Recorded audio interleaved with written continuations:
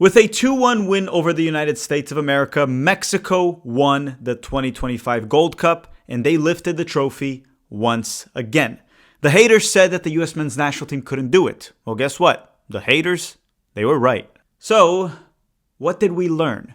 Hello. If you're new here, I'm Filippo, and welcome to Tactical Manager TV. And welcome to the 7 Things We Learned series, where every single day following a U.S. men's national team game, we tell you 7 things that we learned. Now listen, I saw a lot of people complaining about the handball, which in my opinion, it was a penalty kick for the United States. I agree with Pochettino in that sense, but I'm not here to make excuses. Mexico was clearly the superior opponent, and they won the game, rightfully so. No excuses. They won it. They lifted the trophy once again. We were not a good team the whole summer, which we're going to talk about that throughout the video. Now, let me know in the comment section down below, what did you learn from Mexico 2, United States 1?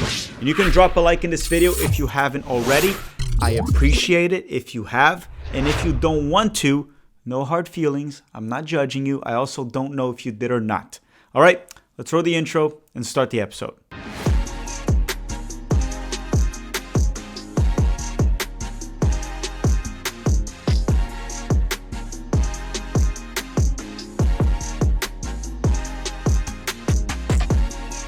Lesson number 1, and why don't we start with a positive lesson? Because after that, it's going to be all negative. So if you're one of those guys that thinks everything is sunshine and rainbows, you might want to leave right after this lesson, because I'm not going to go easy on Pochettino, some of the players, the roster, the federation after this lesson. But let's start with a positive, which is Chris Richards. After a very tough season in the Premier League and being one of our best players, he decided to show up in camp. He was tremendous defensively. He scored 2 goals in the Gold Cup, including a very tough header against Mexico in the final. He was by far our best player, by far our most consistent player, and he's one of the very few U.S. men's national team players in this current generation that is very likable. So I want to praise Chris Richards, thank him for representing the country so well this summer, and at least if there's one positive we can get out of this entire summer that was horrible, is that Chris Richards from here going forward is clearly our best center back. He stepped up, and I expect him to be a crucial player for the United States in the 2026 World Cup. And yes, he's our best center back by a landslide. It's not even close. Lesson number 2. And it's funny because there were a few people that kept calling me negative. And I hate being negative. I swear that I hate. I'd much rather be positive.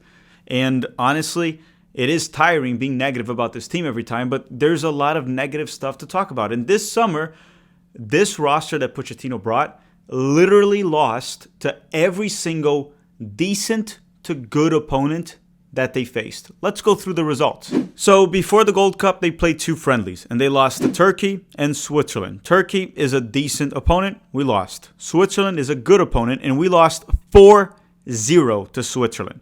Now, in the Gold Cup, we defeated Trinidad and Tobago 5-0. That's not a very good team.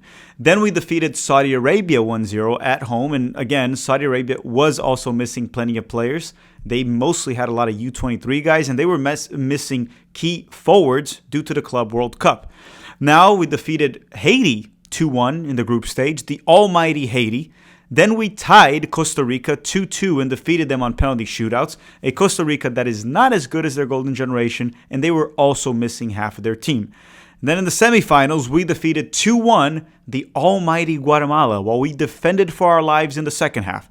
And then in the final, where we faced Mexico, not a great team, but a decent team, we lost 2-1, and regardless of what you think about the penalty kick or not, we were completely outplayed. What's my point here? 1, I was right despite being called negative a bunch of times about this team and how they made it to the final.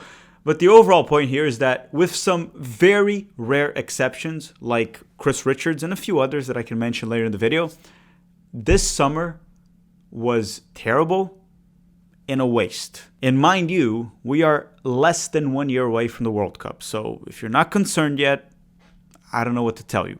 Now, before we continue, don't forget to drop a like in this video, and a quick sponsor of this video, Incogni. If you want the special offer, the link will be in the description. We'll be back in a few seconds. How often do you get spam calls? And you know why? Data brokers sell your data to businesses and even scammers, which leads to annoying spam calls, text, emails, and just in general, an invasion of your privacy. And you know what's the worst part?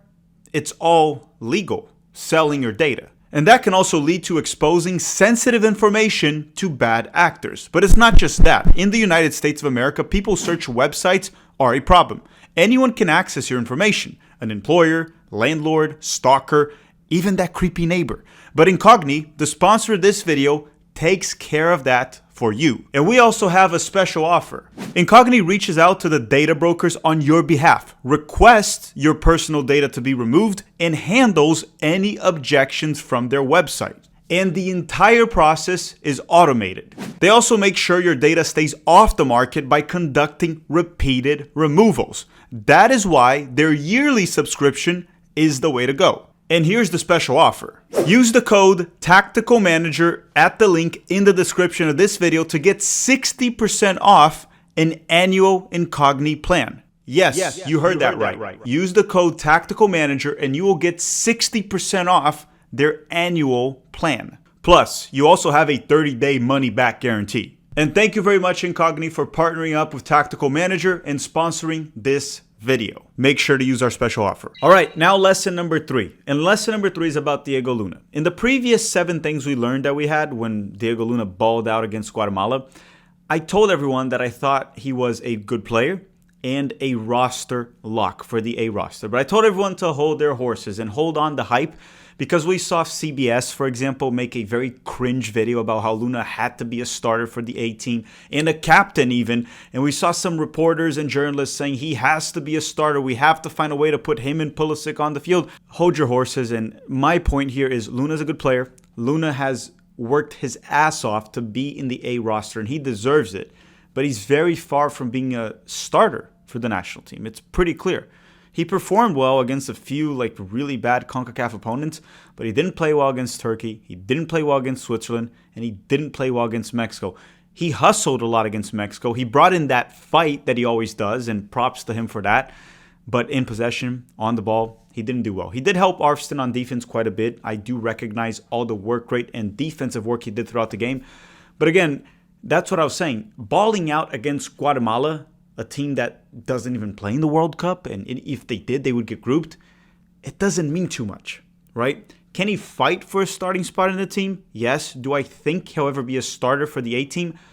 I find it unlikely, at least in the short term, right? So again, Luna's a good player, but let's not overhype players when they perform well against Guatemala. Lesson number 4 is not really about the U.S. men's national team, because this U.S. team is not very good. However, Mexico still kind of struggled to beat us, right? It was 2-1. It wasn't that easy. They didn't create that many goal-scoring opportunities. They were noticeably better, but not too much better.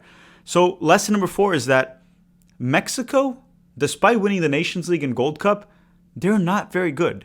And if I was an L3 fan, I would actually be very concerned still about the 2026 World Cup. I know the U.S. ain't looking good, and I am very concerned about that. But if you are a Mexico national team fan, you should be concerned as well. This team is not very good. But at least you guys got a very promising young midfielder, Gilberto Mora. That kid looked pretty good, especially considering he's only 16. Interesting prospect to say the least. But the Mexican national team is still not good. Lesson number 5, I want to talk about Mauricio Pochettino, the U.S. men's national team head coach that makes $6 million a year. And let me say, the roster selection, starting 11, in-game management, they have all been a problem, and I am quite worried. At least now we know that whatever lineup the U.S. men's national team has for the first game of the 2026 World Cup, it'll be the exact same for every single game after that. This guy doesn't want to change. It's bizarre. And he did that throughout the Gold Cup. And also, every sub that he makes is in the 80th minute, 75th minute. So listen, if you're a U.S. men's national team player, you better get the starting spot before the World Cup. Because if you're not a starter on game 1, you probably won't start any game, and he probably won't sub you in until the last 10 minutes.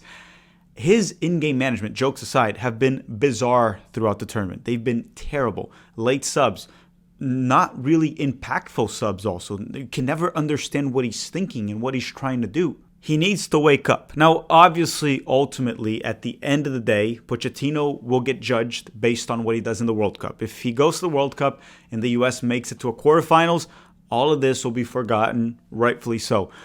But so far, it's been abysmal. The starting 11. Why did Aiman start the entire Gold Cup? Didn't that make no sense to me? Speaking of Aiman, let's just go to the next lesson. But before we even get to lesson number 6, if we want to keep it real here, Pochettino's a coach that is definitely good, or at least he was good at some point.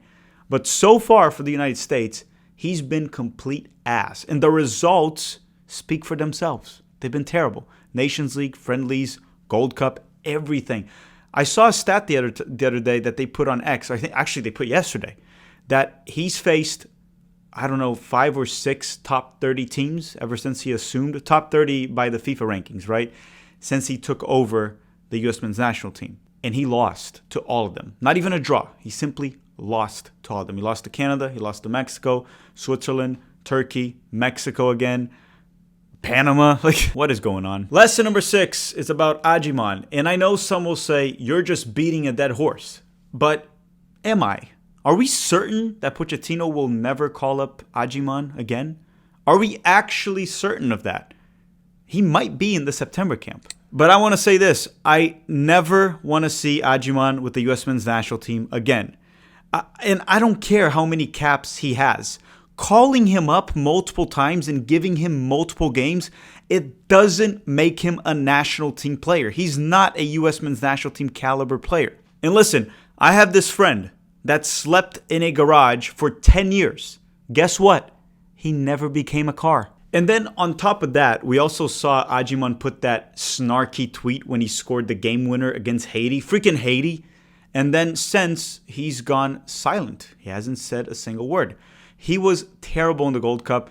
And we've seen in the past, like strikers that we don't rate, like Jesus Ferreira, he would light up opponents in the Gold Cup because the level is low.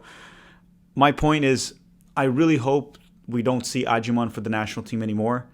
I'm not 100% certain. He could be there in September. But my point is, I mean, does anyone in the comment section right now think Aiman should get another shot? Lesson number 7. Let's not overreact to this Gold Cup. You know why? Not because the problems are not there. I mean, they were glaring during the Gold Cup, right? They were terrible.